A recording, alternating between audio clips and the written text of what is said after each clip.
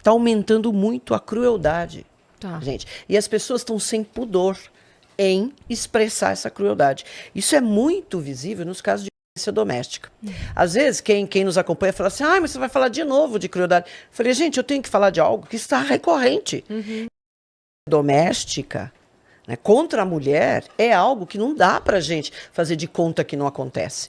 Mas já existia antes. Sim, claro. Mas considerando que antigamente não se tinha tanta divulgação tal, hoje já se tem, mas apesar disso, é assustador o número de casos por dia, a cada 6 horas. Isso dos que a gente fica sabendo, A gente fica sabendo, porque é sempre subnotificado. Porque tem no interior do interior do interior. Exato, não. E muitas vítimas não levam isso para a polícia, não fazem boletim de ocorrência. Não tem nem tem acesso, vergonha. né? Ou tem realmente muito medo, É vergonha. verdade, E a gente está observando que, por exemplo, o homem, não estou falando que todos, tal, a gente precisa sempre deixar, porque tem gente que fica todo...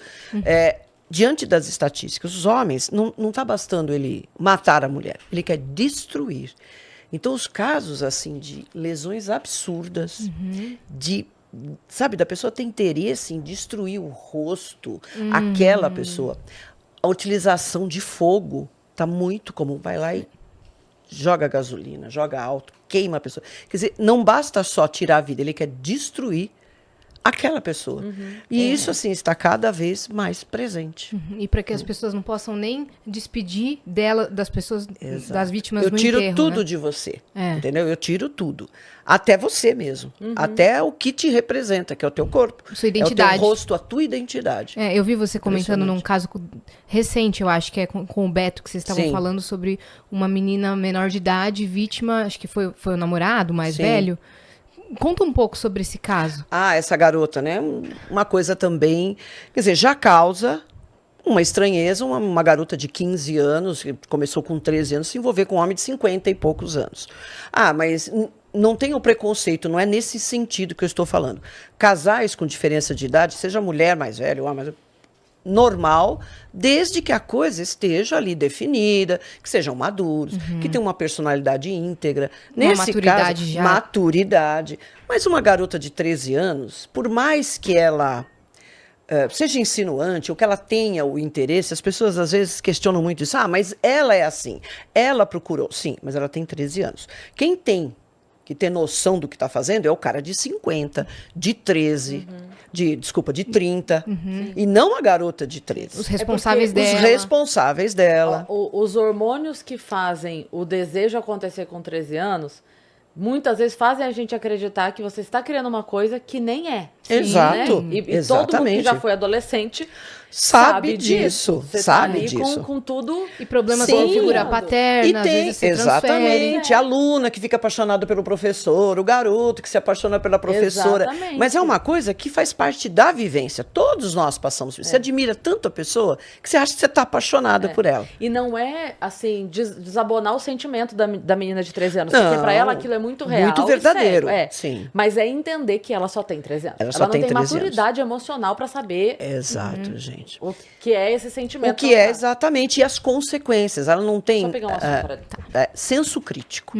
É uma das coisas que a gente precisa adquirir. Isso é só com a maturidade. Exatamente. Yasmin. Tem uma região do nosso cérebro, que é a região frontal, é o córtex pré-frontal. Isso já está estabelecido. Que é a última região que amadurece. Só fica definido. Então, com 20 a 25 anos. Tem gente que amadurece antes? Ok. Tem gente aí de 30 que ainda é meio infantil? Tem. Mas é uma região, até mais, é uma região que biologicamente ele é a última a se estruturar. E é justamente o nosso eu social. É o senso crítico, discernimento, avaliação de consequência. Então você não pode esperar que uma criança ou um pré-adolescente, um adolescente de 12, 13, 14 anos tenha isso. Ele é capaz de uma série de coisas? Sim, claro. Mas ele não tem totalmente essa capacidade de avaliar até as consequências. Esse caso chamou a atenção, primeiro por isso, de uma garota, porque ela foi trabalhar na padaria do rapaz lá da região, né? E ela tinha 13 anos, ele é o dono. Né? Então aí tem uma série de questões, a gente não sabe exatamente como que era a família dela, as condições dela. O indivíduo já tem em princípio. Uma condição socioeconômica melhor, talvez você próximo, eu vou ter uma condição de vida melhor, ou ele vai ajudar a minha família. A gente tem que levar em conta todas essas situações. Mas o indivíduo já tem um histórico, entendeu? De ele violência. Já tinha outro... Sim. E passagem pela polícia, né? Sim, processos, respondendo. De agressão contra a própria filha, inclusive. Meu Deus. Agressão efetiva, vias de fato. Então ele já tinha um histórico.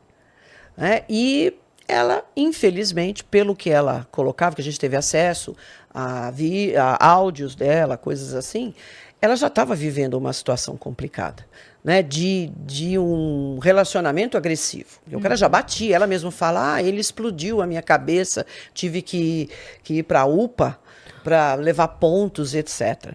Né? Mas eu tenho receio por causa da minha família. Então a gente vê que muitas mulheres, ainda mais uma garota de 15 anos, que ficam ali naquela situação por receio mesmo. Porque o indivíduo pode chegar e falar assim, olha, eu não vou ajudar mais a sua família.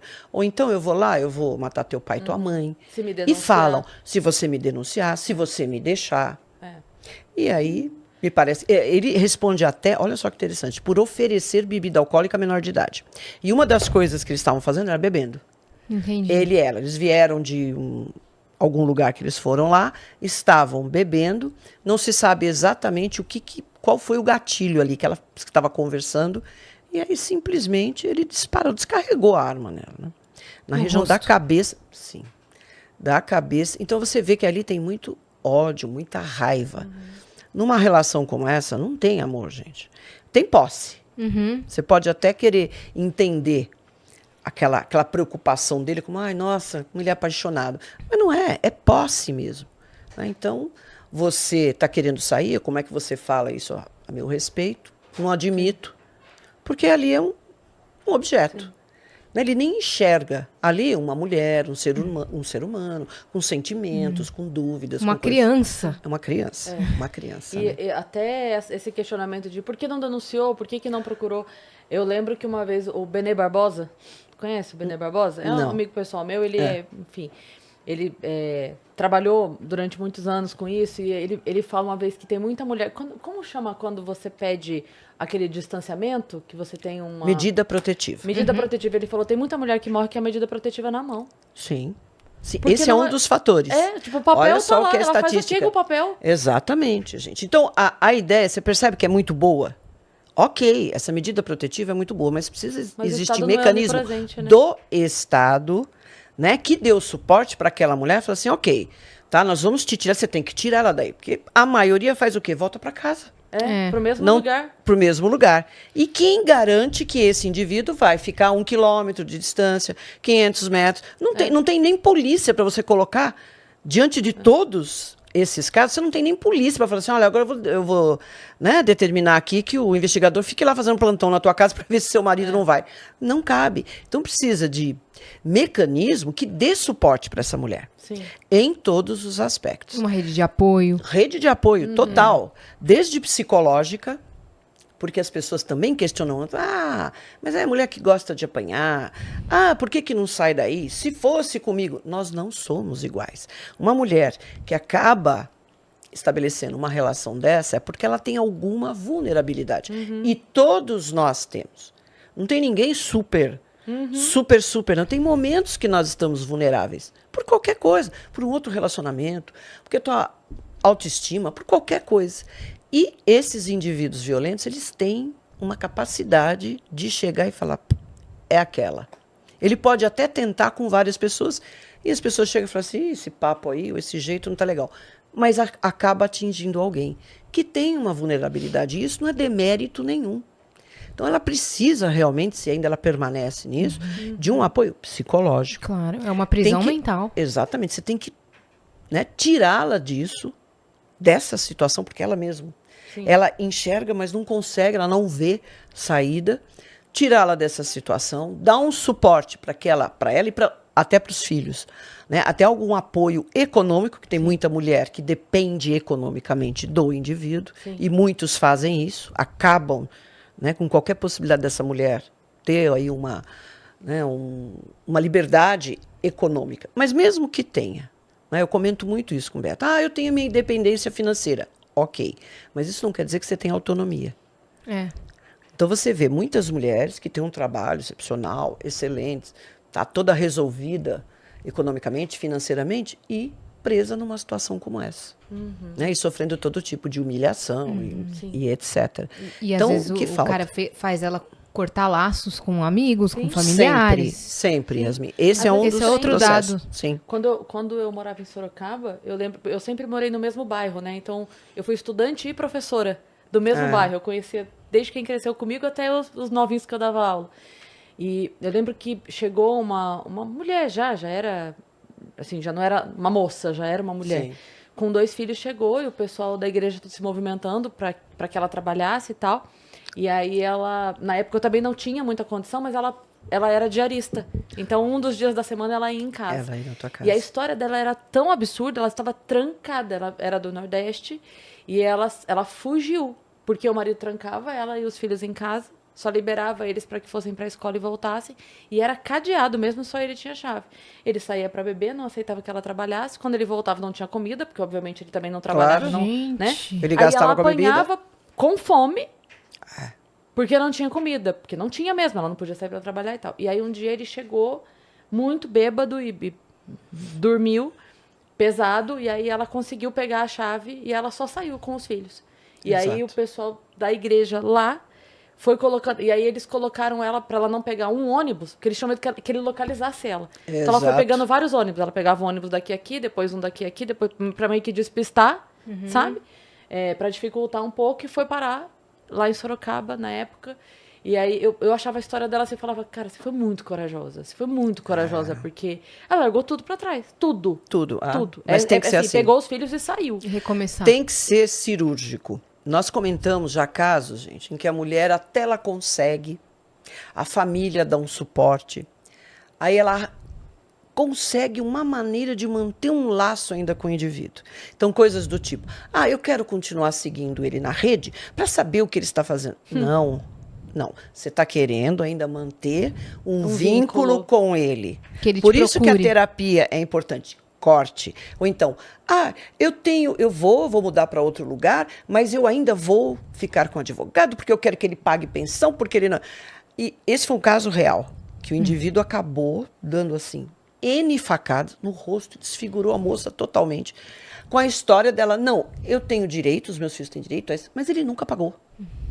Então a própria família falou assim, gente, como que ela quer? Agora ela está preocupada com uma pensão que ela não vai precisar de um indivíduo que nunca colaborou. Mas o que é isso? É você continuar mantendo um vínculo com a pessoa. Inventa, né? Exatamente. Ela não percebe. Quem está de fora, se você friamente analisa, você fala, olha, essa tua atitude não tem nada a ver. Na verdade, você está querendo ainda manter um vínculo com ele, uma forma de falar com ele. Um contato. Um contato. E não pode, gente. Pela experiência que nós já temos tudo isso, não pode, tem que ser cirúrgico. Então é coisa assim, é cortar tudo. Não é para saber se o cara está namorando, se não está, se casou, o que ele está fazendo da vida, se morreu. Sumir.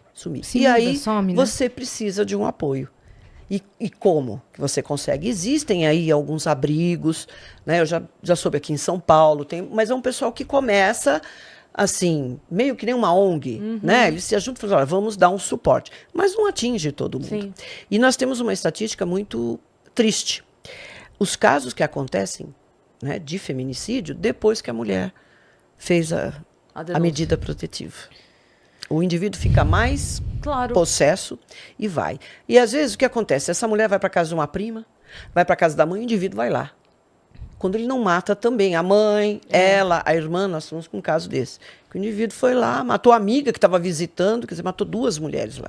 Quer dizer, a mulher e a amiga que estava lá para ajudar. Meu Deus, então, doutora. é uma situação delicada, mas a gente não pode parar de falar nisso e cobrar. Sim.